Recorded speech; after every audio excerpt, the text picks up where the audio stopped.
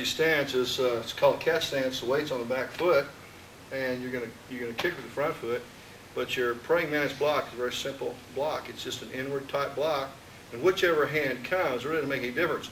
You can take it, take one hand to the inside. If he throws a punch over here to the inside, you just do your front kick. If he throws the other punch over here, you take it to the inside, do a front kick. It's very simple. Or if he throws this punch first here, I can catch this here. You throw the other one, catch this here and here. Easiest thing in the world to do. And the thing about it is, you can be standing here and a guy's squaring off to fight you for real rather than in a karate type deal. He's just squaring off to fight you. You're just standing here like this, and it's whoom, whoom, whoom. You're just batting it down. Just like batting flies out of the air. He starts to punch you. You've got it in the center line here. Boom, boom, boom. It's real easy. And anytime a man steps in to punch you, 99 times out of 100, his groin's going to be open, and you're firing right from the ground. All right? Okay. This is for a man grabbing you. You go into, as he grabs you here, you go into such a notch stance to keep him from kneeing you in the groin. Let's say you start kneeing in the groin, you're back here and you got this low. Now, at the same time, you're not just standing here. You're going to do a Wasa block. The left hand is going to come up and you're going to strike upward. The other hand is going to come downward and knock downward. And then you're going to grab from, let's turn the other side over here so you can see it now. As you do this action here, you're going to grab and you're going to shove his right arm in front of his face, and you're going to pull his left arm across your body. As you step over, you're going to spin him all the way down, and then you've got him locked in. You've got him on the hand, you've got his elbow locked. Okay? Let's watch it again. We'll watch it from this side. Man grabs you. You go in such a notch. You grab here, up, over, spin, step, down. Okay? You can do it the other way too. As he grabs you, you can come this way, up, down, pull across your body, step over in front here, and then straighten your leg up. As you straighten up your leg, he will go down. Okay? All right. Kicking exercise number 2. Hands out. Right front kick. Left front kick. Right side thrust kick. About hip level. Left side thrust kick. And you can do a snap, or you can do a slight hesitation thrust kick, and then bring it back. Anywhere in the leg level, hip level, or here. All right, then block the left hand. Roundhouse kick to the front. Block the right hand. Roundhouse kick to the front.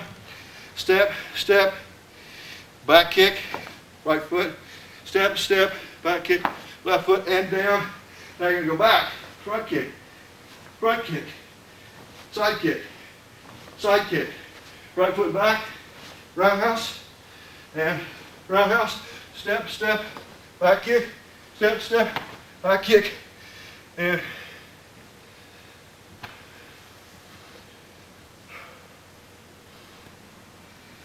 all right. First, as you see, you do right and left. Now this kick, first one can come to the groin as we're squared off here. I come here. First one can come to the groin, and the second one to the midsection. So in other words, you can come like this, 1, 2, on that. Another thing you can do is, instead of kicking to the groin area, you kick to the belt, right on the belt area.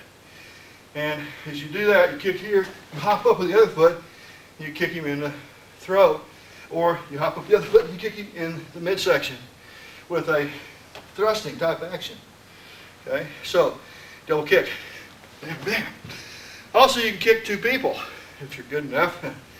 Say I got 2 men here, and I'm standing back here.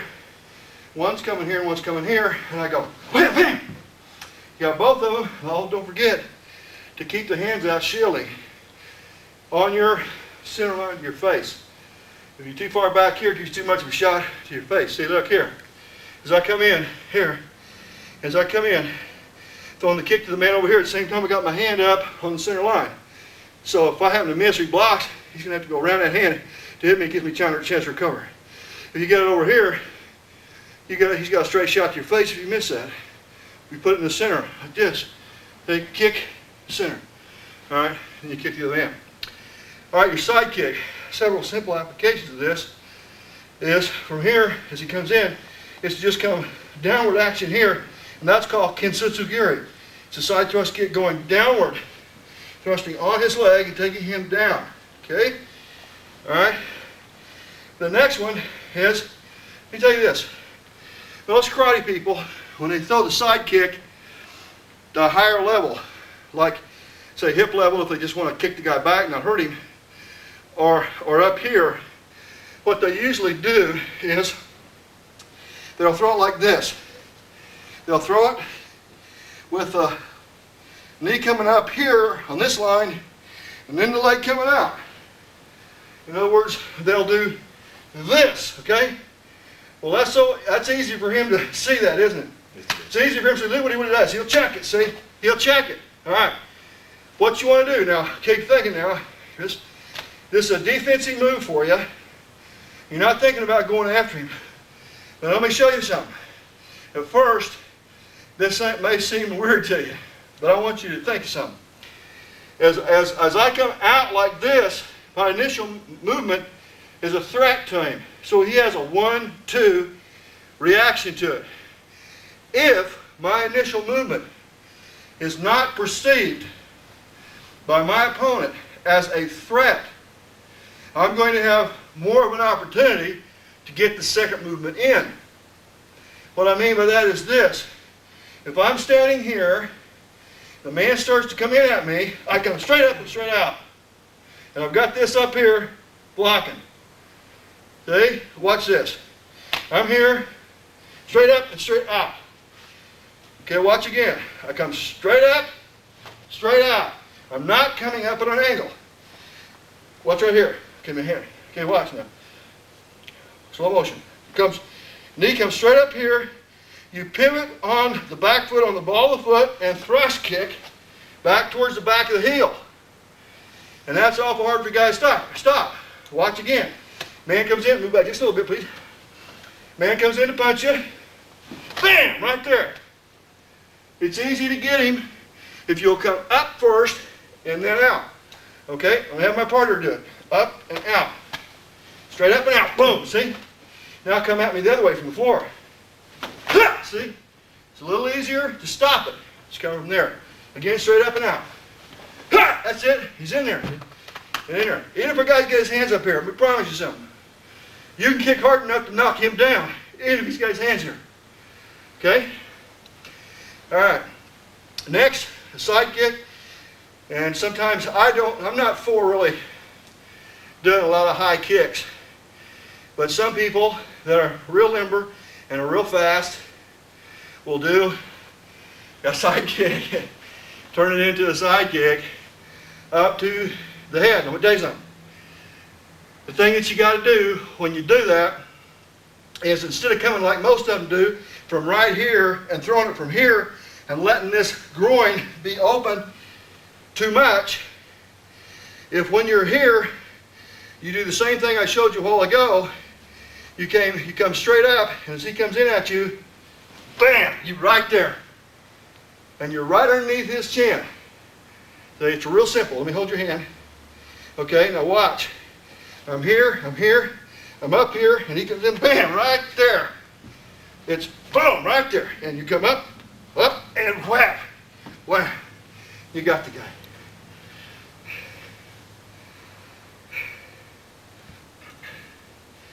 Crescent kick, a very simple kick. As a man comes in to fight you, you're shielding here as he comes in, and you're hooking up here. Catching, and you catch right in the groin. And it just hooks, just like this. Get the shield up, and hook. So I can even be down here, and he comes in to punch me, wham! And I can kind of crescent hook that just a little bit. It's real simple. Or, if he's coming all the way in there, bam! Kick him right in the kidney.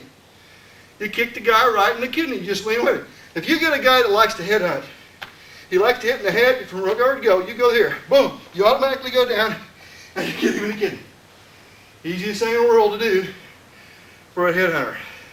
Also, if he's turned the other way, He's turning the other way, and he comes in to punch me. I catch here.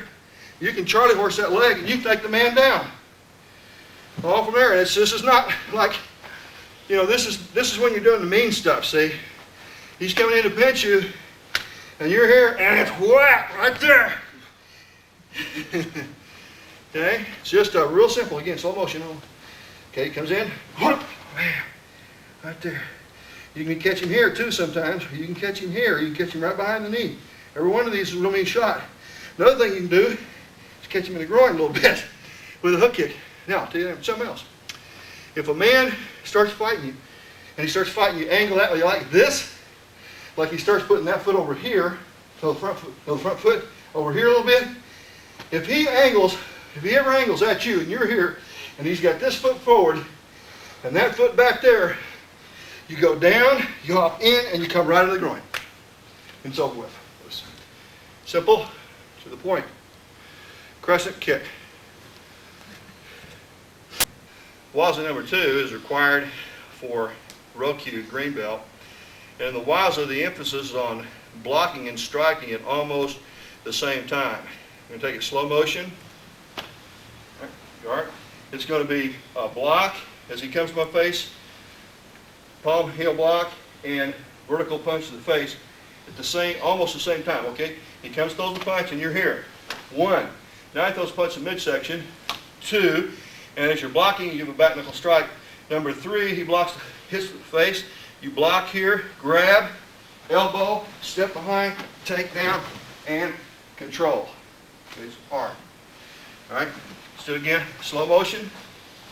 All right. All right. 1, 2, 3. Control. Okay.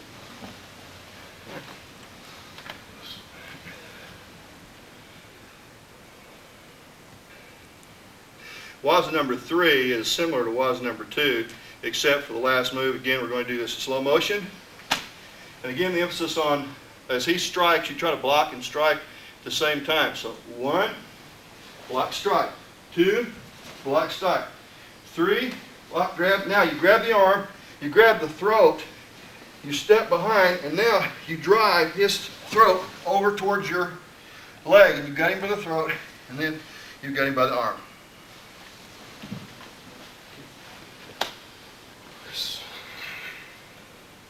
Block and back thrust in slow motion. As a man comes to throw the punch at the midsection, you're doing a double block. 1 and then 2. Now the get on block part is where it comes down this way, get on fashion. Then it comes straight up, you move into the hip, and you drive forward and drive up with the arm, take down, and you've got him controlled, and you've got him down. Move into suction dot so he can't hook you with a kick. Like you come up here, go with a kick, you've got him controlled. If you want to, you can go down with your knee on his rib. Okay? All right, next, again on block. Let's do slow motion. It's going to go 1, 2, up and down and grab and in. Again with a suction dodge. Okay. Now do it from the other side. Slow motion. 1, 2, up, down, grab, strike. Okay. All right. Bridge hand. The double shuto is, shuto block is coming here, and then you're going to strike with a shuto, so that's a double shuto. Shuto block, shuto strike. And ridge hand, the hand is up here, ready to block, then this strikes, then this comes through and strikes here with this part of the hand, the knuckle part of the ridge hand. Then you limber arm through, you turn the hand around, you go up, you elbow to the kidney, and you throw your hip and throw him down. You're ready to side kick and strike. Okay? I'll do it again, slow motion. Goes 1, 2, 3, 4, hey, and 5 and 6. Okay?